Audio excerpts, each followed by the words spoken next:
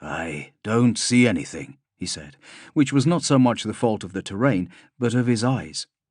"Wait, sir," said Pathfinder Sergeant Kesh. She was crouching on a leering gargoyle, dangerously overhanging the drop from the bell tower, but she was fearless. She cradled her lasfusel as if it were a child as she stared into the valley of broken masonry. She didn't need magnoculars. She was the best damn sniper in the regiment, if not the whole brigade. Her eyes were perfect. "They've hidden it well. The way the land falls disguises the entrance." She pointed with 2 fingers at what looked to him like a shadow. "It's down there, I swear it. It's not obvious unless they're coming in or out. They've been at it for a week here, much longer than at the other sites." "They'd better hurry up and show their faces. I have a meeting with the Canoness in 3 hours. It would not do to be tardy." "She'll understand, General," said Colour Sergeant Kedesh. "We make a point of punctuality, or we're not Mordian, are we?" "No, sir," said Kedesh. Dworgin adjusted the magnocular's focus, annoyed that he needed them to see detail clearly. His twice-broken nose made it difficult to situate them comfortably. The afternoon was wearing on, and precious little light got through the dust thrown up by the morning's bombardments, so Dworgin could blame the gloom rather than his age. He still felt strong. Self-discipline and the mercy of the God Emperor had seen him lose little of his vitality. He was, however, getting more irascible with every grey hair he found. Youth didn't last forever, as his eyesight was making him painfully aware. At least the city was quiet for a moment, blessedly free of the orbital strikes of the heretic Astartes fleet riding at high anchor. "I'm sorry, sir. I was hoping they would follow the pattern of the last few days and change work gangs now," said Kesh. "I had it all worked out." She was disappointed. She wanted to impress him. Dworgin knew he was a little indulgent with Kesh, but he allowed himself to be. "I'm sure you did, Sergeant. It's too much to expect this rabble to show any discipline. If I didn't trust you, Kesh, I'd not be here at all. The Emperor's spared my strength, praise his mercy, but not my bloody eyesight, that's all. I'm sure you're right." "Sir," said Kesh. "Master Voxman Yenko," Dworgin said to the 4th and final member of the group crammed into the campanile. "Have all sections report in. Make sure they keep their eyes open. I shouldn't really be out here. It would be a little inconvenient if I were to be killed." "Sir," Yenko confirmed, and began contacting each unit in the recon group. The rest of 1 platoon guarded the bottom of the tower. Others were dug in along their route of return. Coded pulse signals peeped out over the voxmeter. No direct vox. The enemy listened to every broadcast, and from Yenko's headset, Dworgin could hear the damnable drone of the enemy vox plant that so hampered their communications. Yenko had the signal amplifier on his Master Vox cranked up to a strength that would normally get them clear communications over the continent, but which was currently barely sufficient to coordinate troops over a few miles. At that level of broadcast strength, an intercepted signal would doom them all, but so would lack of communication. "Damned if you do, or if you don't," growled Dworgin. "Sir?" said Kesh. "Nothing," said Dworgin. "Vox blunts annoying me, that's all." Unable to spot anything of note in the shadow, Dworgin switched his gaze to the horizon. What a horizon it was!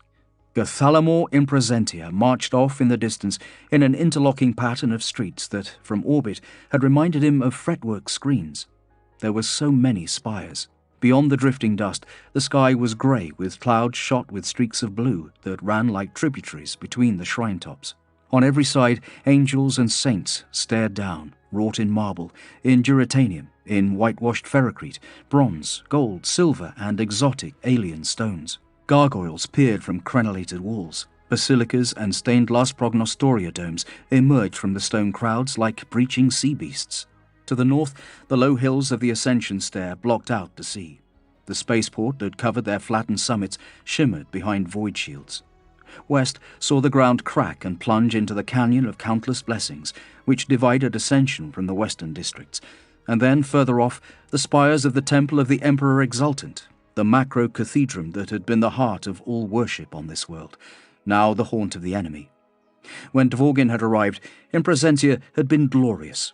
The streets were rivers of pilgrims illuminated by flame.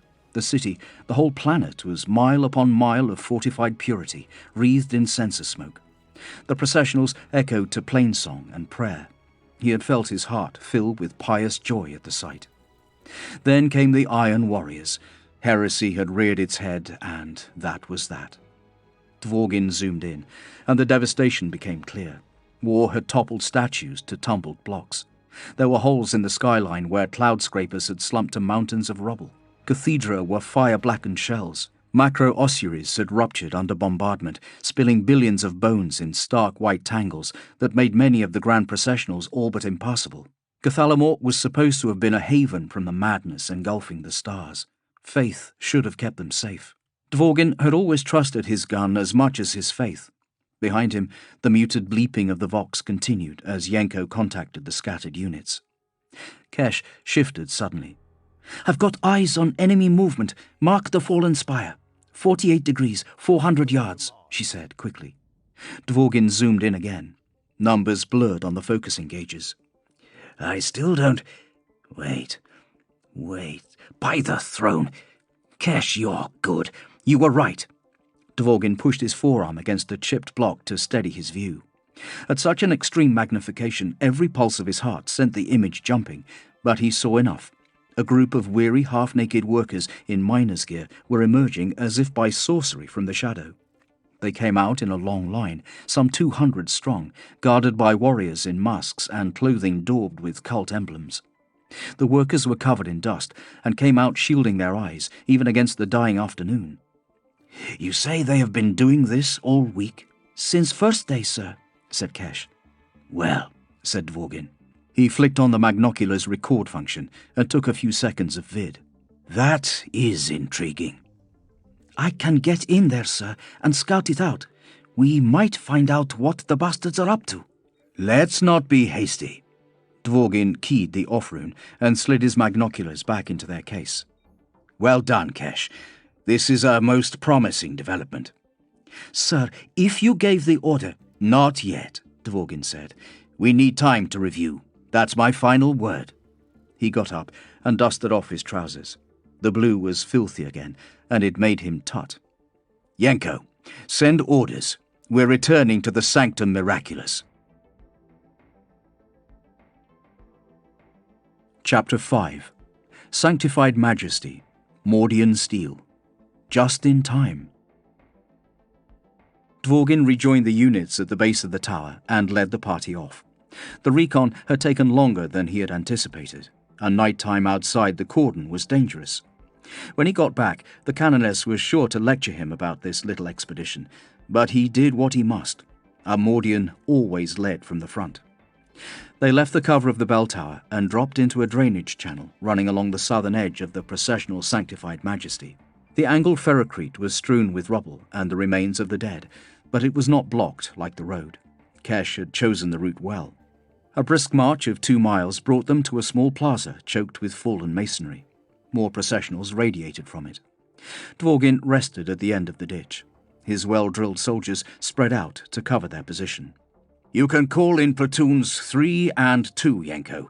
Make sure they keep low, the general said, and motioned for Sergeant Kesh to move up and join him. Kesh, take your squad up ahead, 400 yards, brief sweep, pathfind only, no engagement, Dvorgin whispered to her. Sir. Kesh removed her peaked cap, rolled it up, and put it into a loop on her shoulder, threw up the hood of her camo cloak, then slipped up over the lip of the ditch like a cloud-thrown shadow. 3 others followed her. Dvorgin looked over his soldiers. Their blue uniforms were dirty, torn in places, bloodied in others. Not the image the fiercely neat Mordians liked to give. Several of them bore minor wounds. Not one of them had survived without a few knocks, while weeks of half rations and sleep deprivation had put hollows in their cheeks and circles under their eyes. Yet those eyes shine still with good Mordian steel, he thought. Every soldier's weapon was clean and ready. Their bayonets might be smeared with ash to dull their glint, but they were sharp. Gunners Ilo and Vence had lugged their autocannon all the way from the sanctum, and now they had to carry it all the way back, yet still they looked ready for the fight. Motioning to his guardsmen to take a rest, Dvorgin uncapped his canteen and took a deep drink, followed by a bite from a ration block. Around him, the others did the same. He watched, worried his regiment would not last long, that the promised relief would never come. They had been fighting on Cathalamore for months. Let the Emperor take care of such matters, he told himself, not for the first time. Attend to the foe at hand before you seek the heretic beyond the horizon. He leaned back, closing his eyes, and drifted off for a moment, starting awake when Sergeant Kesh slid back into the ditch. Evening had crept up on them, and the light was fading. From far away, he heard the thump of artillery fire. Kesh leaned in, her voice a whisper. Cult patrols sweeping this area, sir. I'd estimate 30 to 50 heretics in each group, small arms only. One to our west, moving east. One just south of us, but moving away from our line of advance. The problem is in the north. They're blocking processional Imperial judgment, and well dug in. That is an issue. Damn heretics, he spat. Dvorgin had never been an especially forgiving man, but since coming to Cathalamor, his attitude had hardened. The number of supposedly loyal subjects who had thrown their lot in with the enemy sickened him. They're waiting for us, she said. Were you spotted? She gave a small smile. No. Right. If they're waiting, they know we're out here, but not where. Did you see a way around? I did, sir, said Kesh. Her usually close-cropped hair had grown shaggy during the campaign, and she smoothed her fringe back out of her eyes. On the other side of the plaza, there's a partially collapsed shrine complex that we can cut through to processional jubilation in obedience. That should take us back to the southern outward pickets of Ascension Stair. The ground past the shrine is more exposed. Bombardment has flattened most structures in a mile radius. The buildings on the other side of the square here look whole, but it's deceptive. Past that, it's rough. There's a smaller group of cultists present, but I don't think they're expecting us to go that way on account of the open terrain. I am sure we can take them and fight our way through. Can we skirt around the exposed area and avoid the smaller group altogether? Asked Dvorgin. No, sir. The bombed-out zone is bordered to one side by bone spill and to the other by a subsidence of catacombs. It's broken up all the way to the canyon. Then we'd be separated, Dvorgin said. Easy pickings. Can we risk returning to the Campanile and go back the way we came? They'd find us for sure, sir, said Kesh. This is the only route barring a major detour, and with so many cult patrols in the area, I wouldn't advise trying to find another. They're waiting to ambush us on the processional, so if we don't show, they'll hunt us down instead. At least if we go the way you suggest, they can only reinforce from the north and south. That limits their options. On the other hand, we could be caught with no way out. We'll have to be quick. There was a series of muffled clatters and scrapings as members of 2 and 3 platoons returned from the buildings either side of Processional Sanctified Majesty. Is that everyone? Dvorgin said quietly to Yenko. The Master Voxman did a quick tally and consulted with the group's sergeants, then nodded. There were some 80 men and women of Mordian in the trench now. The best way around an ambush is through it, he said to Kesh, provided you know it's there. Direct route it is, then. He didn't mind that so much. He had never been one for complex maneuvering. The Emperor commends your diligence. Thank you, sir, said Kesh with a salute. Permission to range ahead? Granted, he said. Kesh's squad vanished into the urban wreckage. He felt a surge of pride and a lesser one of concern. He wondered if Kesh knew how much he cared for her. He knew there were rumors, but it wasn't like that. He couldn't let personal matters get in the way. Kesh was the best trooper for the job. Dvorgin thought for a moment. He weighed his options, then beckoned Lieutenants Flens and Dover to him, as well as Yenko and Acting Lieutenant Vaston. We've got to take a longer route, and there's a little blockage to clear. Nothing we can't handle, he said, and explained the situation as laid out to him by Kesh. We'll move up through the collapsed shrine in 2 groups and take them head-on, he told them. Flens, you're Beta. Take Yenko. Dover, you're Alpha, with me.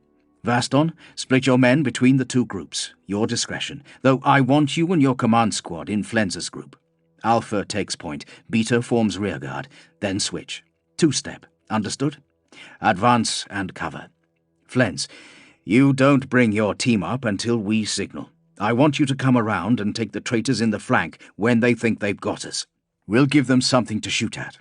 When we're advancing, Dover, we don't move Alpha again until Beta makes our position. If we're outmatched, rally point is Group Beta's position. Then we form moving square and press a steady advance out of the open ground. It'll be bloodier than routing them, but we should still make it across, if we can kill enough of them before they draw in reinforcements. Questions? What if the enemy has breached the pickets when we get nearer to home? The northern group cache spotted on Imperial Judgment sounds dangerously close to the line. Why haven't they been dealt with by the outward patrols? Asked Flens. There was no anxiety in the lieutenant's voice, only the desire for clarity that was drilled into all Mordians from day one of recruitment. Unknown. If we are first to the edge of the line, and no one is there, then we dig in on sight, and Yenko will call in backup, replied Dvorgin. He didn't elaborate on what might happen if the picket had been pushed back more than a few hundred yards. The enemy had been stepping up their attacks on the spaceport in recent days, probing Imperial lines in multiple directions for weaknesses. The spaceport was one of the last sites of Imperial resistance on-world, and he was sure the enemy were preparing for a major push. The pickets were supposed to be fluid. They were the outermost defences, as readily abandoned as defended. Keeping to fixed positions outside of the port void shields was suicide. Make no mistake, gentlemen, if the men there have been forced to withdraw a long way, or worse, have been overrun, then things will get desperate. It will not come to that.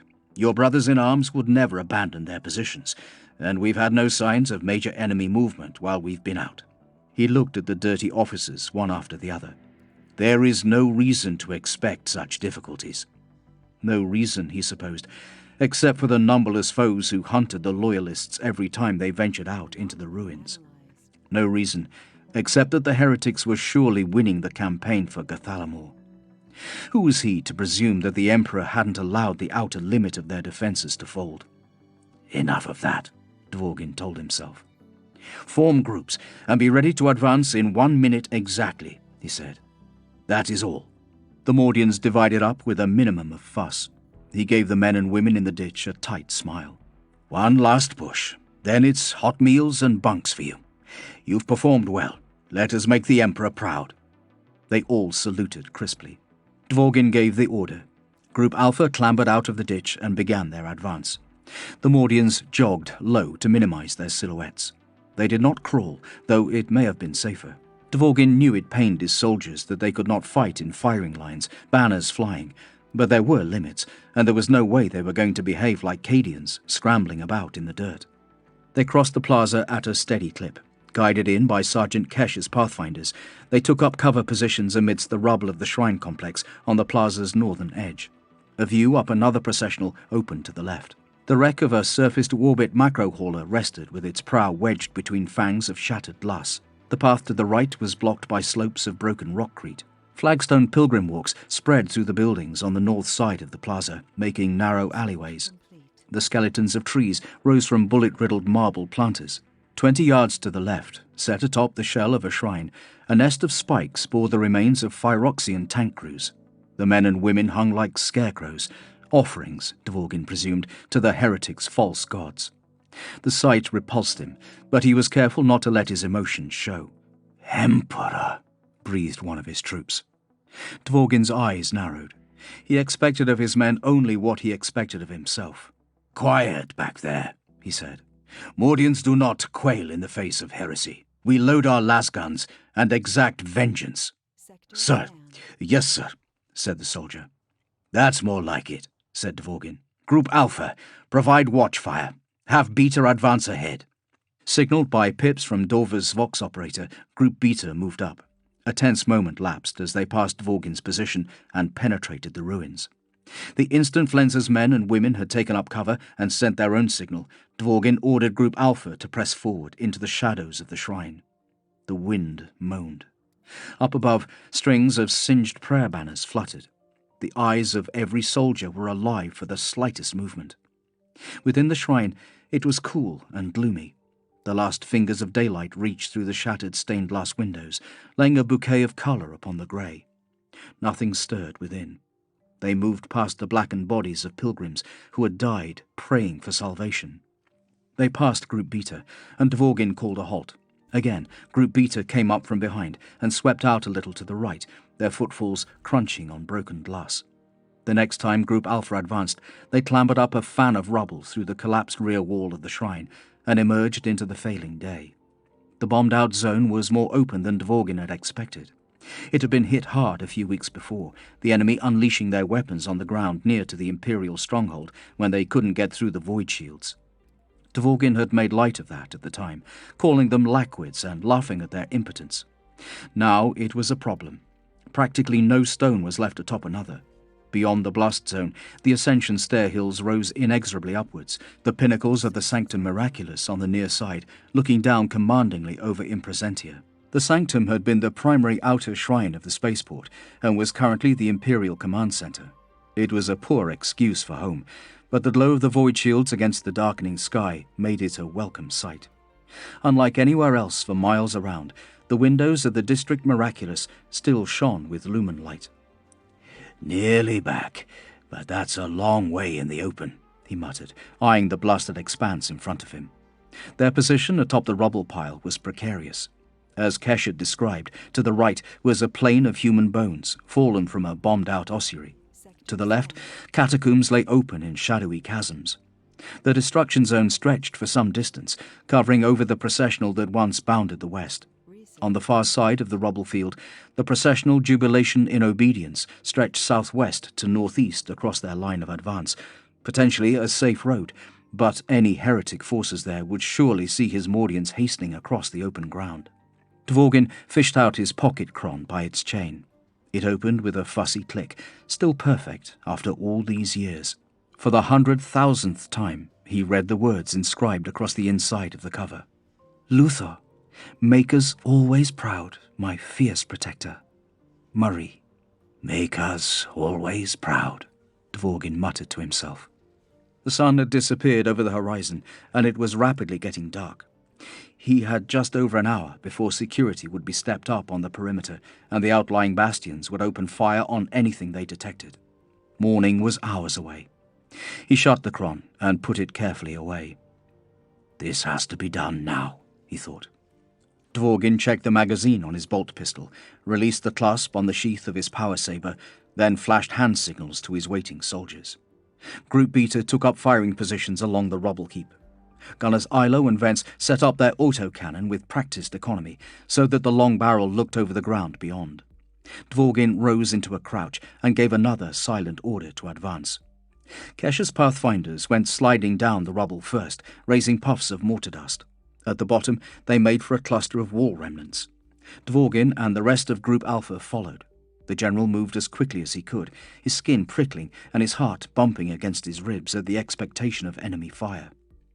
The open space stretched forever. The sky was wide, the stars coming out spitefully to expose Dvorgin and his soldiers. The Sanctum Miraculous seemed more distant, surely at least a day's march away. Dvorgin made it into the safety of Kesh's cover and tucked himself behind a wall. There he found himself eye to eye with a grinning skull, set in a wall niche that was miraculously untouched. "The Emperor protects, sir," said Kesh dryly. "On this side of the grave also, let us hope," Dvorgin replied. "Yes, sir," said Kesh, already scanning ahead for signs of movement. Dorva's Voxman sent her signal pips.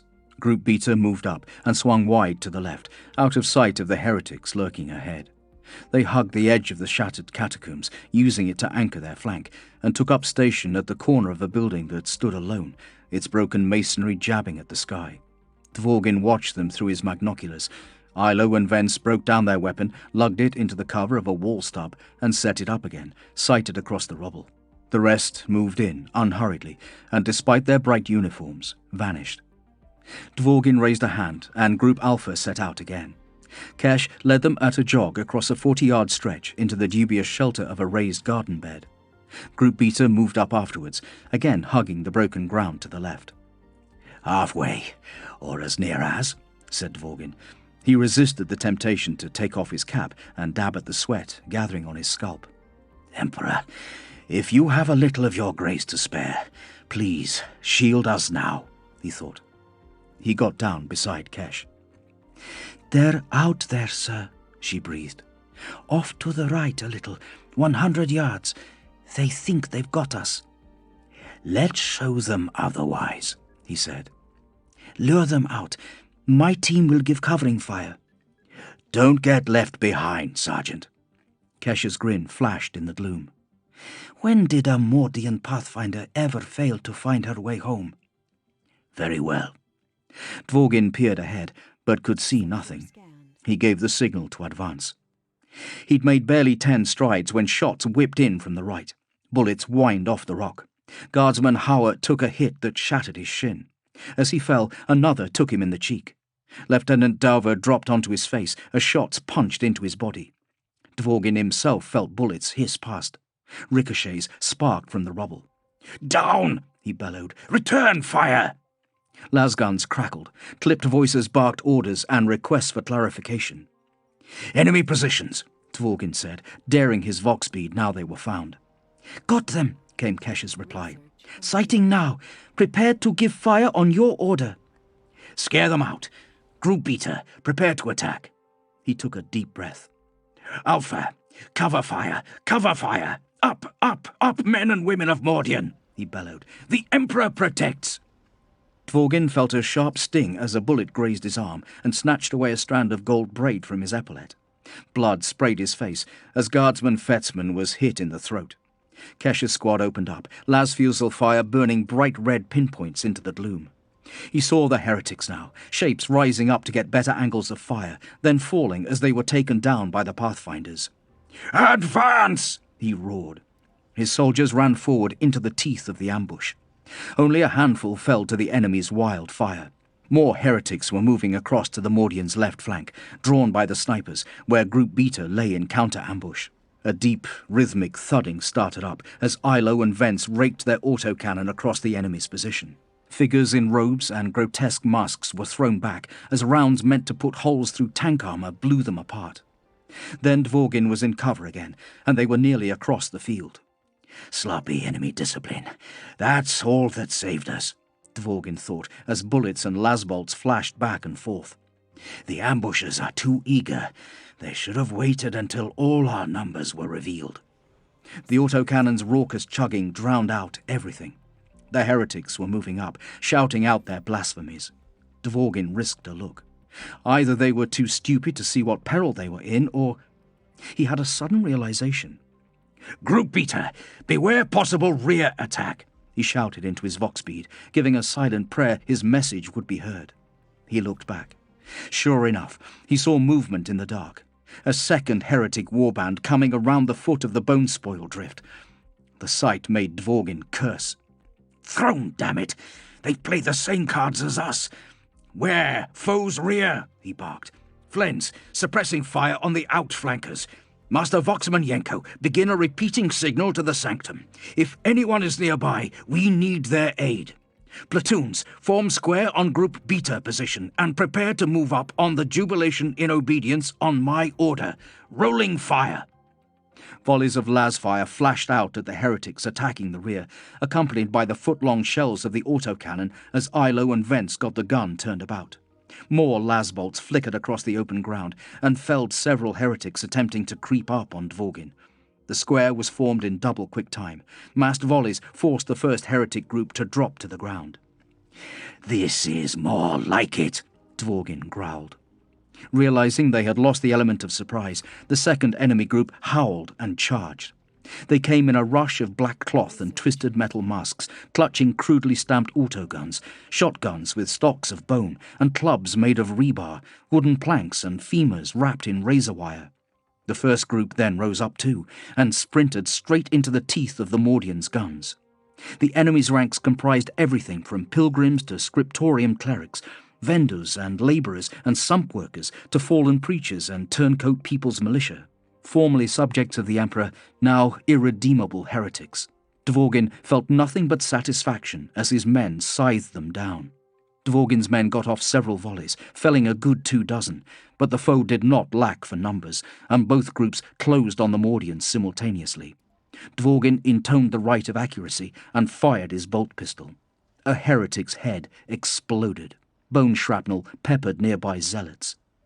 In moments, they were on the Mordian lines, and the disciplined volleys turned into rippling firecracker pops of individual lasguns. The clash of bayonets against crude weapons joined it, and the hard thump of rifle butts on flesh.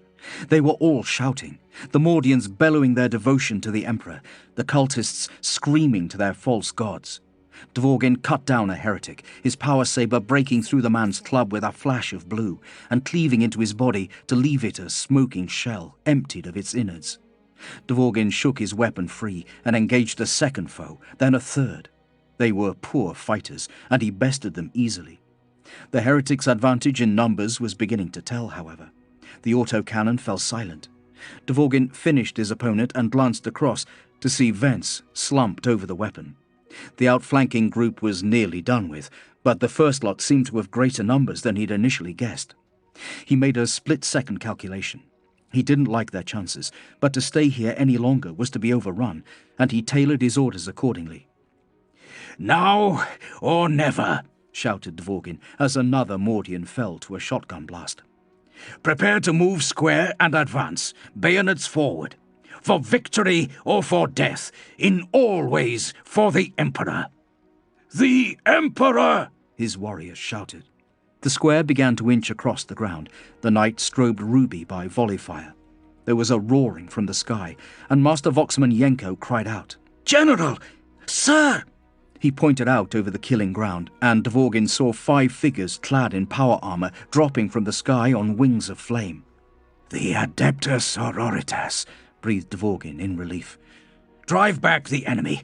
Give the Holy Sisters room," he shouted. "Redress lines. Protect the wounded. Gunner Ilo, get that autocannon firing. Stand your ground, sons and daughters of Mordian. Deliverance has come."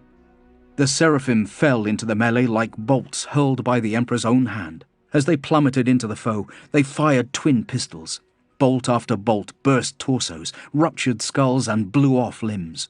Death leapt from a hand-flamer, catching 6 cultists in an expanding cone of fire that sent them screaming. The sisters reignited their jump packs a moment before hitting the ground and rose up again, soaring on over the battlefield to deliver more of the Emperor's judgment. To the north, lights slanted up into the sky as an immolator rose up over a rubble pile, its tracks churning air, then biting into the rocks and bone as it slammed down and barreled straight towards Dvorgin's beleaguered position. The general blasted a heretic just before she could fire her shotgun. A frag grenade bounced at his feet. Dvorgin kicked it back towards the enemy so that it burst in their midst. He was shielded by their bodies from the shrapnel, but the blast was close enough that it threw him and several others into the rubble with bruising force. Dvorgin's vision seesawed, his eyes full of smoke and blood, and his ears ringing. He got an arm over a block and pulled himself up in time to see a huge cultist rear out of the smoke, his torn robes revealing a chest covered with scales and spikes of bone. The mutant roared and swung a length of metal down on Guardsman Viko's head. Guardsman Yearn cried out in anger and raised her lasgun, only to take the backswing of the cultist's club to the jaw. Her head snapped back, and she fell. Dvorgin fired his bolt pistol, hitting the cultist in the gut. The shell exploded, eviscerating the heretic. Still he came on, screaming from behind a blackened mask, blood gushing from wounds that should have killed him thrice over, club raised to strike. Dvorgin raised his sword to block the cultist's blow, but before it could connect, a sheet of flame leapt out to engulf the giant from head to foot. His roars turned to porcine squeals, and he toppled, writhing, blazing, and was still. Heretics recoiled from the flames, and suddenly the armoured flank of the Adeptus Sororitas tank was between Dvorgin and the enemy. The burning mutant burst under its tracks. The rear ramp and side doors slammed open, and a squad of battle sisters ran out. "General Dvorgin, praise be that the Emperor brought us to you, and just in time, it appears." Dvorgin looked up dazedly to see the immolator's gunner staring down at him. The firelight shining through the stained armor-glass of her turret shield made her look like an image from a shrine. "Just in time," he agreed. Bolter fire and explosions boomed beyond the tank. His soldiers were exploiting the shock of the sisters' arrival to reorganize themselves into lines and were shooting down the enemy. Black smoke boiled up into the night, along with the heretic screams. "General," said the turret gunner, recapturing his attention. Dvorgin shook his head and tried to focus. Canoness Imelda Veritas requests you pull your remaining forces back to the sanctum. We will eliminate the heretics. She is waiting for you. My thanks, sister, said Dvorgin, straightening his back and giving her a proper salute. All walk the path upon which the Emperor sets them, replied the gunner. If you wish to give thanks to him. The tank ground forward, and the air sang as the immolator vomited sheets of fire at the fleeing heretics. The Mordians had done enough. Dvorgin pushed himself to his feet. "Cease fire!" he called. "Cease fire!" The order was taken up by his subordinates. "Designate corpsemen, gather the dead, and aid the wounded," ordered Dvorgin, as the sounds of gunfire diminished. "I am now unconscionably late, and that will not do. Where's Kesh? Call in the Pathfinders." There were a few moments of confusion as his men collected themselves. The dead were piled together and would be burned. There was no time for proper shrouding rites, and they could not carry them back, but Dvorgin would not leave their comrades to be defiled. Minutes passed, and Dvorgin's worry for Kesh grew. It was fulfilled as his men were setting magnesium flares to light the dead. "Sir!" One of Kesh's pathfinders came running to him, his camo cloak soaked in blood, face starkly shadowed in the bright white light of the flares. "It's the sergeant, sir. She's been hit." Chapter 6